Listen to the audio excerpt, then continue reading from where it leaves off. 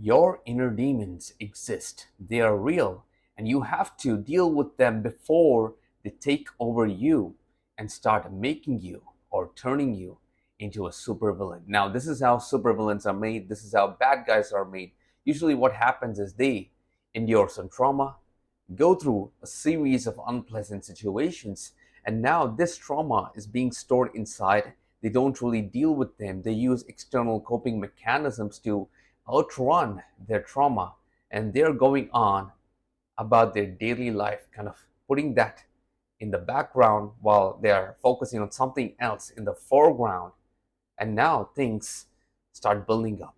This trauma starts piling up, and every minor inconvenience they encounter in their life start to add up to the trauma. And one day it snaps, they let loose, and now their inner demons just take over them and kind of talk to a supervillain, talk to a bad guy.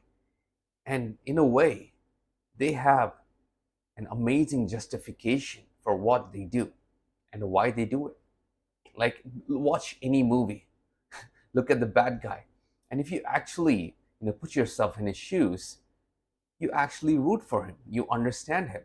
And the reason is the only difference between a hero and a villain is the hero has gone through some pain and he doesn't want anybody to feel that pain. The villain has gone through some pain and he wants everybody to feel the same amount of pain. He wants everybody to go through what he has went through. The hero and the villain have the same backstory, but the way they process their inner demons, the trauma, and how they want other people in the world to experience their own backstory, like how do they want the external world to relate to their backstory, is different. The hero doesn't want the external world to go through what he went through. The villain wants everybody to go through what he went through, just so they have an understanding of how he feels. Now, this is what happens when your inner demons take over you. Now, all of us have some part of us which is not that great.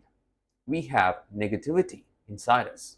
The yin and the yang principle, there's always light in dark, and there's always a little bit of darkness in light. So, you have to overcome your inner demons. You have to address them, deal with them, kind of embody them. I'm not saying embody them like a villain, but actually address them, acknowledging them. Many of us don't want to acknowledge. We want to present ourselves like this child who's innocent, who has everything figured out. We don't have any flaws, we don't have any negative emotions, and we have this toxic positivity that is going on. And this is being taught, like this is being preached to social media. Like, people are like, you must always be positive.